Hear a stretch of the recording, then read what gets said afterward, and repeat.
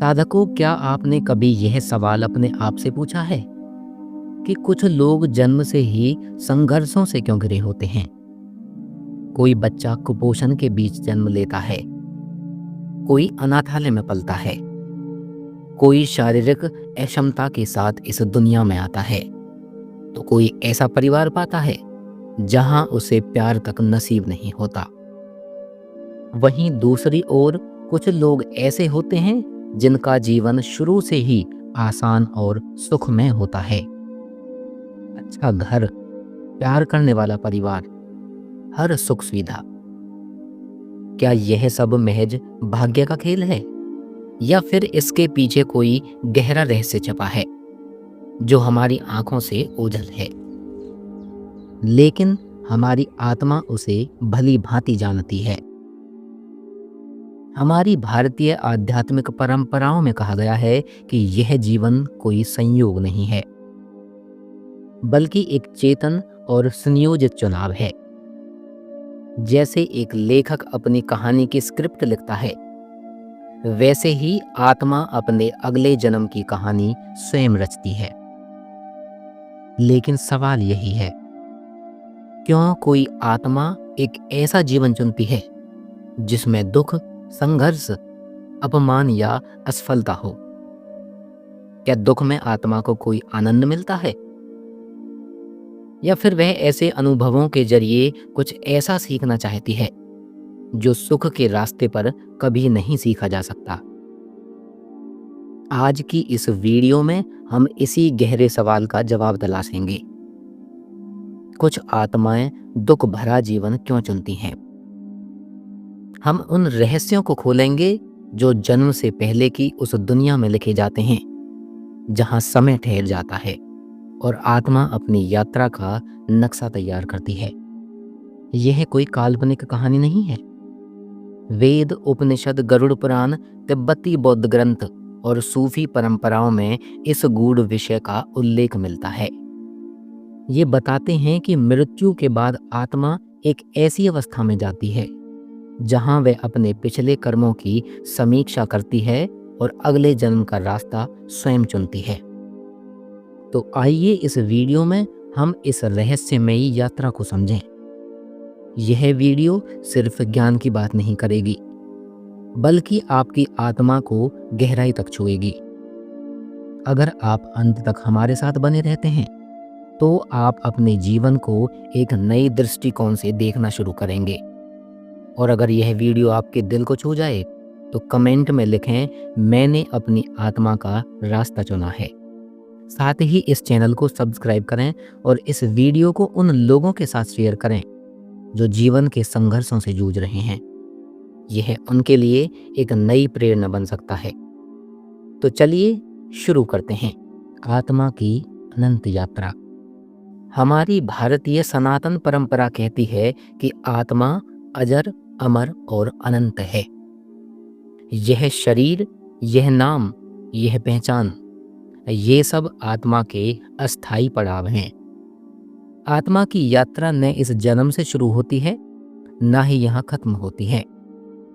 यह एक लंबी श्रृंखला है, जन्म और मृत्यु के चक्र की, कर्मों और उनके फलों की, अनुभवों और उनकी सीख की। वेदों में कहा गया है, आत्मा का ना जन्म होता है और ना ही मृत्यु।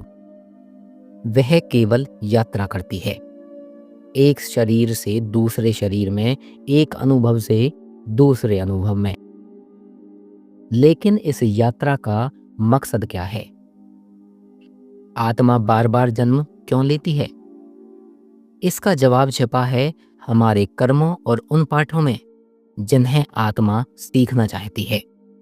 हर जीवन एक पाठशाला है, हर रिश्ता एक शिक्षक और हर चुनौती एक परीक्षा है। लेकिन इस पाठशाला का चयन कौन करता है? क्या हम किसी संयोग से, किसी भाग्य के फैसले से या किसी दैवीय शक्ति के आदेश पर इस जीवन में आते हैं? नहीं। सनातन ज्ञान कहता है कि हर आत्मा स्वयं चुनती है कि उसे किस गर्भ में जन्म लेना है, किस परिवार में आना है, कौन से दुख सहने हैं और कौन से अनुभवों से सीखना है। यह कोई मजबूरी नहीं, बल्कि एक चेतन इच्छा है। आइए जानते हैं जन्म से पहले का चयन कैसे होता है। गरुड़ पुराण बताता है कि मृत्यु के बाद आत्मा यमलोक में जाती है, जहां वह अपने पिछले जन्म के कर्मों का लेखा जोखा देखती है। वह समझती है कि उसने क्या सीखा, कहाँ वह आगे बढ़ी और कहाँ वह अभी भी अज्ञानता के अंधेरे में है। इसके बाद आत्मा के सामने कई जीवन विकल्प रखे जाते हैं। प्रत्येक विकल्प में अलग माता पिता, अलग संस्कृति, अलग संघर्ष और अलग अवसर होते हैं।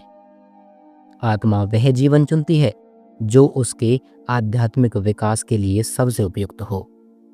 तिब्बती बौद्ध धर्म में इसे बर्दोवस्था कहा जाता है। वह स्थिति जो जन्म और मृत्यु के बीच होती है। यह कोई अंधेरा खालीपन नहीं, बल्कि चेतना की सबसे उच्च अवस्था है, जहां आत्मा पूर्ण ज्ञान से भरी होती है।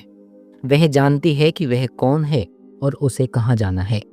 लेकिन फिर भी सवाल उठता है, जब आत्मा इतनी स्पष्टता के साथ देख सकती है, तो वह दुख भरा जीवन क्यों चुनती है? एक आध्यात्मिक हिम्मत आत्मा का उद्देश्य केवल सुख भोगना नहीं, बल्कि विकास करना है। जैसे सोना आग में तपकर ही शुद्ध होता है, वैसे ही आत्मा संघर्षों में तपकर अपनी चमक पाती है। आइए इसे एक उदाहरण के माध्यम से समझते हैं। मान लीजिए एक आत्मा पिछले जन्म में बहुत घमंडी थी। उसने अपने धन, शक्ति और यश से दूसरों को दबाया, उनकी भावनाओं को ठेस पहुंचाई। अब उसे करुणा और विनम्रता का पाठ सीखना है। वह एक ऐसा जीवन चुनती है जिसमें वह गरीबी, अपमान या निर्भरता का अनुभव करे। यह कोई सजा नहीं है, बल्कि एक चेतन निर्णय है। एक ऐसा अनुभव जो उसे वह गहराई दे जो उसने पहले कभी नहीं जानी। इस प्रक्रिया में आत्मा अकेली नहीं होती। वह अपने आध्यात्मिक मार्गदर्शकों या स्पिरिट गाइड्स के साथ मिलती है। ये दिव्य चेतनाएं आत्मा को उसके कार्मिक ब्लूप्रिंट दिखाती हैं। वे बताती हैं कि अगर तुम यह जीवन चुनती हो तो तुम्हें बचपन में अकेलापन झेलना होगा, लेकिन यही तुम्हें आत्मनिर्भरता की शक्ति देगा। आत्मा सोचती है, महसूस करती है और फिर कहती है, मैं तैयार हूं। यह समझना जरूरी है कि दुख आत्मा की कमजोरी नहीं, बल्कि उसकी हिम्मत का प्रतीक है। जो आत्मा सत्य की खोज में होती है, वही सबसे कठिन अनुभव चुनती है। यही कारण है कि एक गरीब मजदूर, एक बीमार बच्चा या एक अकेली माँ आध्यात्मिक रूप से किसी राजा, नेता या बड़े संत से भी अधिक विकसित आत्मा हो सकती हैं। हमारी भक्ति परंपरा में संत कबीर कहते हैं, दुख में सुमिरन सब करें, सुख में करें न कोय। लेकिन यहाँ बात सिर्फ नाम स्मरण की नहीं है, बल्कि उस चेतना की है जो कठिनाइयों के बीच भी आत्मज्ञान को पकड़े रखती है। हमारे शास्त्र, चाहे वैदिक हों, बौद्ध, जैन या सूफी, सब यही कहते हैं कि जीवन कोई दुर्घटना नहीं है। हर आत्मा एक योद्धा है जो अपने आध्यात्मिक विकास के लिए इस जीवन को चुनती है और दुख, संघर्ष और टूटन को भी पूरे समर्पण के साथ अपनाती है। जब हम यह समझ लेते हैं कि आत्मा ने जन्म से पहले ही अपना रास्ता चुन लिया था, तो हम अपने जीवन की हर घटना को एक नए नजरिए से देख सकते हैं। जब आपको लगता है मेरे साथ ही ऐसा क्यों हो रहा है, तो शायद आपकी आत्मा भीतर से कह रही हो, क्योंकि तुम इसे झेलने के लिए तैयार हो। हर दुख, हर चुनौती, हर टूटन एक पाठ है। यह आत्मा की योजना का हिस्सा है। आत्मा का चयन एक गहरी और चेतन प्रक्रिया है। मृत्यु के बाद आत्मा अपने पिछले जन्म की समीक्षा करती है। वह ना केवल अपनी नज़र से, बल्कि उन सभी लोगों की नज़र से देखती है जिनसे वह जुड़ी थी। वह समझती है कि उसने किसे दुख दिया, किसकी सेवा की और किन अवसरों को गंवाया। फिर वह अपने आध्यात्मिक गुरुओं से मिलती है जो उसे उसके अधूरे कार्मिक पैटर्न दिखाते हैं। आत्मा के सामने कई जीवन विकल्प रखे जाते हैं। जैसे एक शिक्षक अपने छात्र को अलग अलग पाठ्यक्रम समझाता है। हर जीवन का एक थीम होता है। क्षमा, प्रेम, त्याग, करुणा, आत्मनिर्भरता या फिर सेवा। उदाहरण के लिए मान लीजिए एक आत्मा के सामने 3 विकल्प हैं। पहला जीवन, सुखी बचपन, समृद्ध परिवार लेकिन आध्यात्मिक विकास सीमित। दूसरा, मध्यम वर्गीय परिवार, सामान्य संघर्ष लेकिन गहरे मानवीय रिश्तों की सीख। और तीसरा, गहन संघर्ष, शारीरिक मानसिक पीड़ा लेकिन तीव्र आध्यात्मिक विकास और सेवा का अवसर। सामान्य बुद्धि कहेगी कि पहला जीवन सबसे आसान है, लेकिन आत्मा सुख की नहीं, सीख की भूखी होती है। वह तीसरा जीवन चुनती है, दुख भरा लेकिन अर्थपूर्ण। आत्मा जब इस धरती पर जन्म लेती है तो वह अकेली नहीं आती।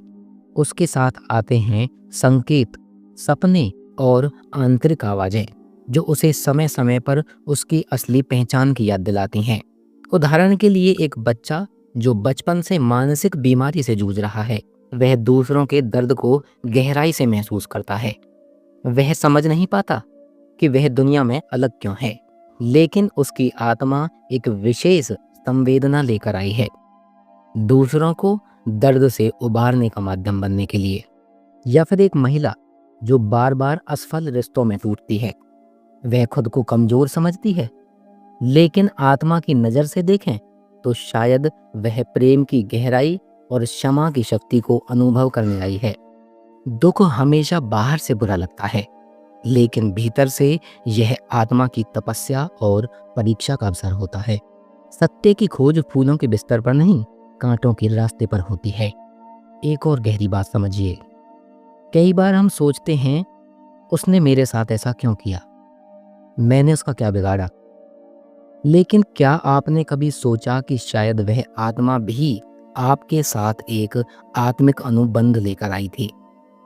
जन्म से पहले आत्माएं आपस में यह तय करती हैं कि वे एक दूसरे के जीवन में कौन सी भूमिका निभाएंगी।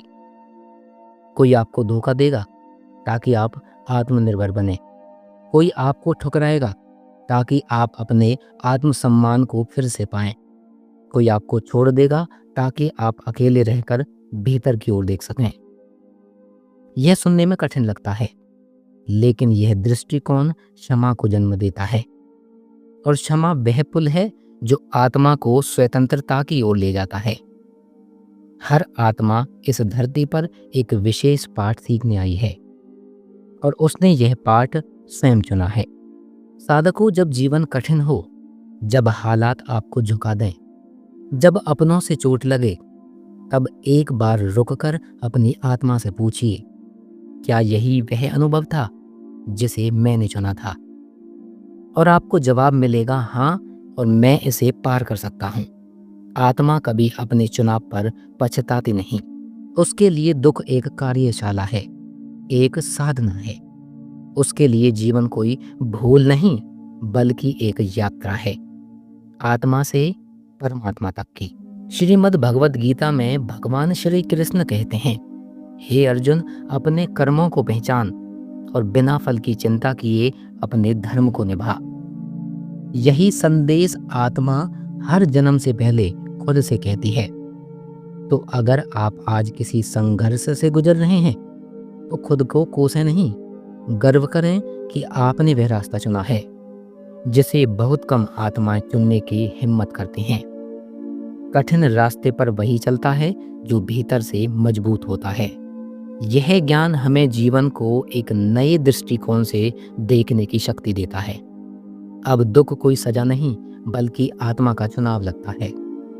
अब हम खुद को पीड़ित नहीं, बल्कि एक योद्धा मानते हैं। एक ऐसा योद्धा जिसने जन्म से पहले ही तय कर लिया था कि वह इस जीवन में किन चुनौतियों का सामना करेगा और उन पर खरा उतरेगा। साधकों, यह ज्ञान केवल जानने के लिए नहीं, बल्कि जीने के लिए है। अपने दुख को एक पाठशाला मानें, हर चुनौती को एक शिक्षक की तरह स्वीकार करें, हर टूटन को आत्मा की जागृति का अवसर समझें। आप सिर्फ इंसान नहीं हैं जो आत्मा के साथ जी रहे हैं, आप वह आत्मा हैं जो इस मानव अनुभव को जी रही है। अगर इस वीडियो ने आपके दिल को छुआ है, अगर आपने आज अपने जीवन के दुखों को एक नए नजरिए से देखा है, तो कमेंट में लिखें, मैंने अपनी आत्मा का रास्ता चुना है। यह सिर्फ शब्द नहीं, बल्कि आपकी जागृति की घोषणा होगी। इस वीडियो को उस व्यक्ति के साथ जरूर शेयर करें जो किसी कठिन दौर से गुजर रहा है। शायद वह समझ पाए कि उसका दुख कोई सजा नहीं, बल्कि उसकी आत्मा की योजना है। हमारे चैनल को सब्सक्राइब करें, बेल आइकन दबाएं, ताकि आप ऐसी ही गहरी प्रेरणादायक रहस्य जानते रहें। आइए इस आध्यात्मिक यात्रा को एक साथ आगे बढ़ाएं।